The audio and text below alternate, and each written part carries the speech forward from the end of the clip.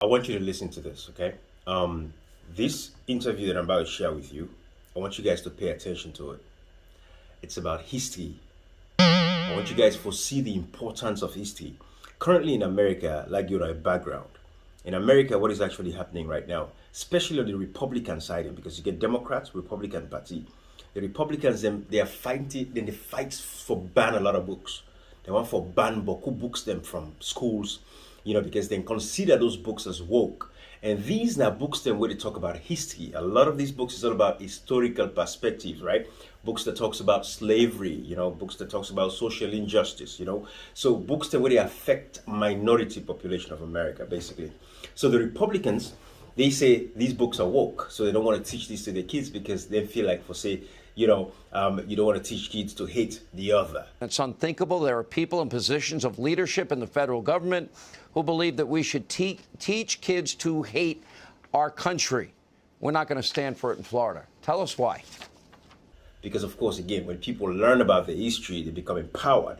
So when you look at the slave trade and all of that, the Republicans, they're not happy with showing all of this stuff out there.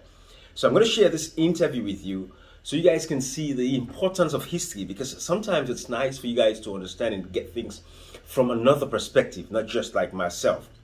Because again, it goes about civic education. Everything we've been doing is all about civic education. And history is part of the civic education. History is right on the civic education, because in Sierra Leone today, everything that you see, what is actually happening, it's all about civic education. So history plays a very important role for we for know Usai will come out, so it will guide with path moving forward.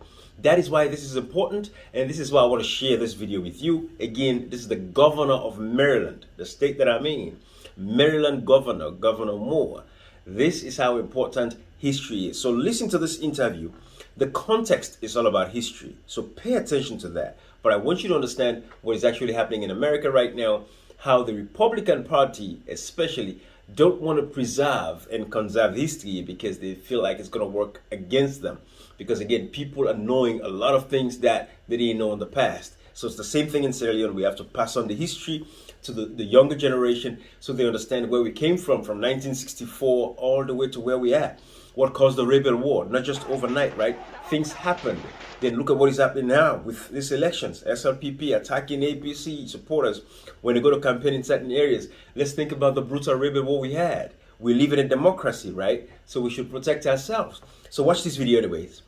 But if anything you get from this, I want you to focus on history, okay? History is very important. Let we learn for preserve. After the war, we not keep no library. We not get no, place where people can go and go see some of the weapons that were even used in the war. We not get place where you can go and go see some of the victims that were cut their hand them. Memorialize these places. Make money out of that using tourism as well. I talked to you guys recently about my trip to South Korea, right? It's important for the young generation to, understand know about the Korean War. Absolutely. Yes. That way it doesn't happen again. I shared all the stuff with you, but I want you guys to listen to this interview, get a perspective of what I'm talking about. But history is very important, okay? Listen to this. Libraries and schools have nearly doubled in 2022. The culture wars, according to the American Library Association, more than 2,500 books have been targeted, the highest number in 20 years. And there's a common theme among the most challenged books. They involve LGBTQ issues and books written by or about people of color. Joining me now is Maryland Governor Wes Moore, who is calling on book publishers not to censor books, along with 9 other Democratic governors. And you took on this issue. We're seeing textbooks being banned, not just Florida and Texas, but now in a lot of red states. And textbooks involving commonly heralded authors, many Black authors and other historians of Black history. They are, and there's a reason why myself and these other governors have stepped up on this issue.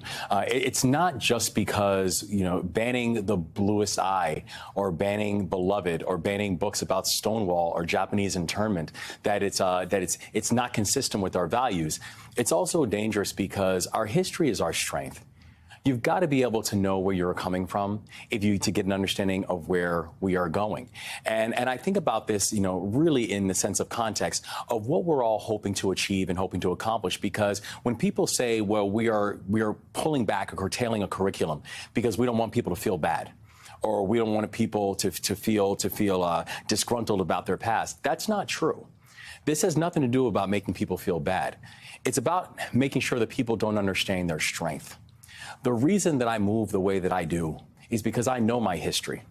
I know where I've come from, both my family and my history and my culture. And so that gives me the power to know that nothing is impossible. And that's why it's important to make sure that our history is protected and that people have a chance to be able to understand just how powerful our history and our national arc has been in order for people to feel empowered about what they can get done in the future. It's actually as important to educate white people as people of color about their own history. That's exactly right. And to show that, the arc of our country's history has been uneven. And in many cases, it's been brutal. Yet at the same time, we're still here. And we still continue to advance together. And that's the power of understanding our own collective history. Let me give you just a small example, just one personal example. I was talking about this issue with a colleague just in the last day who said that she was a history major, her husband was a history major, very well-educated people, and is ashamed that she did not know about Tulsa until the 100th anniversary, and there was so much coverage, contemporary coverage about, what happened in Tulsa, Oklahoma. That's right. An entire community was wiped out with an aerial attack from the United States of America. And if we don't understand that history, as is said, you're doomed to repeat it. You're doomed to not be able to take away the lessons learned and to know how empowered you are. When we had our inauguration, I immediately, and I was very intentional about starting our inauguration down at the Annapolis docks when I was inaugurated to become the governor. The Annapolis docks was one of the oldest slave ports in the history of the United States. And we did a wreath laying, and then we marched. A couple hundred people marched from the docks up to the State House, where I was sworn in to become the 63rd governor. And immediately when people said, well, he's starting his inauguration, he's starting his governorship with indoctrination, that's not indoctrination. It's history. And it wasn't done to make people feel bad. It was done in a way of making all of us feel empowered about look where we've come from and look where we are now. Weren't you sworn in on Frederick Douglass's historic Bible? I was. And again, another very intentional thing. There was 2 Bibles that I was sworn in on. One was my grandfather's Bible, and he was the first black minister in the history of the Dutch Reformed Church. And the second was the Bible of Frederick Douglass, who was also a Marylander. And so I was honored that the family allowed me to use his Bible as the one that I was sworn in on. In fact, he was enslaved on the Eastern Shore and imprisoned for trying to run away. That's right. And wrote about it. And that's history. I want to talk about the campaign in this context then. Tim Scott has an extraordinary history, and he is running partly on his biography, partly on the optimism he projects as almost a Reagan, if I may, a Reagan-type Republican optimism. And he had a very interesting conversation on The View about his belief that there is no such thing as systemic racism. Let's watch. You have indicated that you don't believe in systemic racism. What is your definition of systemic racism? Let me answer the question that you've answered.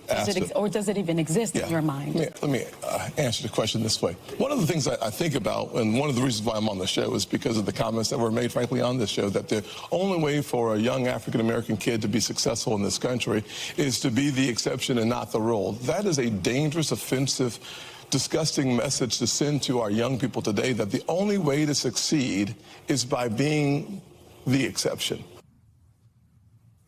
Now, I know Senator Scott, and I know how, he's very popular with his colleagues, and I think he had an extraordinary launch of his campaign. But that is one of his big theories. That's one of his beliefs, I should say. Yeah. How would you respond to that? I respond to, while I understand his point, what his thesis is not true. We are existing in a framework where you can understand the current situation if you do not understand our past. We can't look at the fact that right now, for example, in the state of Maryland, we have an 8-to-1 racial wealth gap, right? We don't have an 8-to-1 racial wealth gap because one group worked 8 times harder. That's not what happened.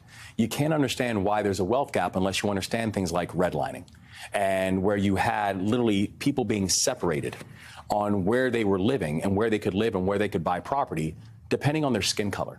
You can't understand a racial wealth gap if you don't understand transportation lines that were deliberately built and put in place that were used to separate people and create access and mobility for certain groups and a lack of access and no mobility for other groups. You can't understand a racial wealth gap unless you understand educational systems that were intentionally used to create measurements of separation. Now, we have to, if we're not willing to acknowledge our past, we're not going to be able to have a productive conversation about the future. There are measures of intentionality that have created the type of social systems that we exist in to this day. And so we have to be able to have a measure of intentionality to be able to unearth those systems and create a measurement where you can have economic and societal growth for all and not just some people. Obviously, Ron DeSantis, in using these issues in Florida and now in his national campaign, has weaponized it and feels that it's very effective against Democrats. I just don't see how it's going to be a political win to separate people. I don't see how it's going to be a political win to tell certain people that your history is less relevant, your history is less important. Your history has less of a context to the larger mosaic of this beautiful tapestry, which is the United States. I know in the state of Maryland, we are very clear that we are not going to be a state that thinks we're going to build a model based on going after our largest corporations, based on a model of telling women that the difficult decision between them and their doctor now should involve delegates and state senators. And we're not going to be a state that is going to focus on telling people that learning about the Holocaust or Roberto Clemente or Hank Aaron is somehow detrimental to the educational success of our children. We believe that in order for all people to be seen, it means all people must be heard and acknowledged. And that's what we think is going to be not just the right thing for us in the state of Maryland, but I think it's also the way that they should focus on trying to win political elections as well. Governor Wes Moore of Maryland, it's always great to see you. It's great I know to see you've you, got a Lois. busy schedule, but come back soon. I sure will. Thank you.